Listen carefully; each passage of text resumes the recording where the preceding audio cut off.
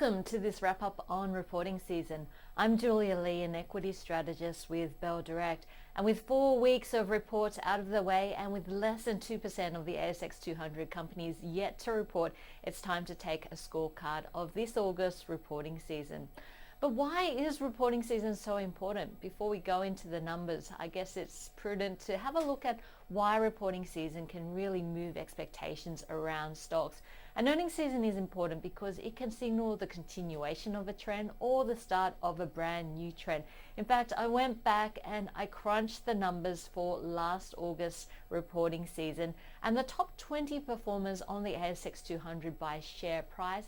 By the start of the February half-year season on the 1st of February, the top 20 stocks had seen an average return of 30%, and 15 out of those 20 saw a positive share price performance. On the flip side, the bottom 20 stocks saw a negative average 10% return. So you can see why earnings season can be very important to have a look at which stocks do well and also which ones underperform. So having said that, let's look at the top performers in August to date so far, as well as the bottom performers. But we'll start off with the top. And the top 5, GWA up 35%. Now this company that looks at things like kitchen fixtures as well as bathroom fixtures has been doing extremely well in the boom on residential housing and the renovations that have also occurred.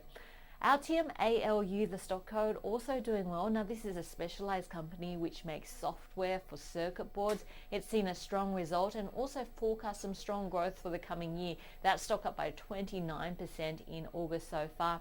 And Ardent Leisure up by 29%.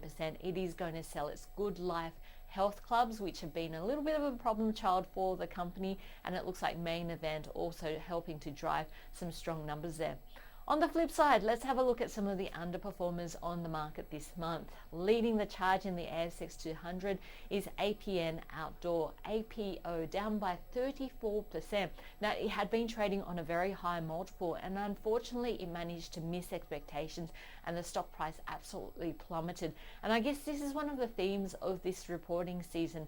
Those stocks that are trading on high multiples that don't manage to impress have fallen back down to earth pretty quickly and pretty hard. Seven West Media down by 25%, conditions still hard there, and Northern Star down by 19% as gold comes under a bit of pressure. But of course, reporting season is a time when we take stock of how this year is also shaping up and having a look at the scorecard so far. Profits have actually decreased by around about 15%, but that's mainly due to the massive loss that we saw from BHP Billiton. If we strip out BHP Billiton out of the equation, profits would have risen by a more healthy 8.5%. 65% of companies that reported in the ASX 200 recorded a rise in profits, and the good news is 86% of the companies that reported in the ASX 200 actually recorded profits. We only saw 11 companies, I think, not reporting a profit. Altogether though, in terms of the number of upgrades and downgrades, we saw around about 41 upgrades. So that's a little bit less than the average in the past year, which stands at about 45, and we saw about 21 downgrades.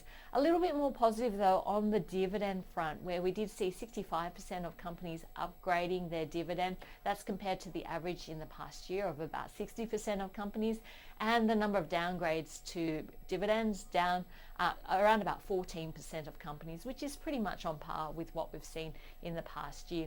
Deutsche Bank reporting on the second half, and this is interesting because, of course, while we have seen the full year numbers, some companies have been slowing down in the second half. So making note of companies like Treasury Wine Estate, Origin, Seek, Boral, as well as AGL Energy, which have seen a slowdown in the second half compared to the first half results. If we have a look at the beat to miss ratio, it's at around about 49% for the half year, which is slightly below the average that we've seen in previous years.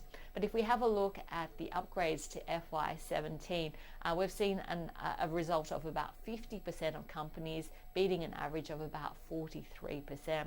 So that's the work from Deutsche Bank for the second half.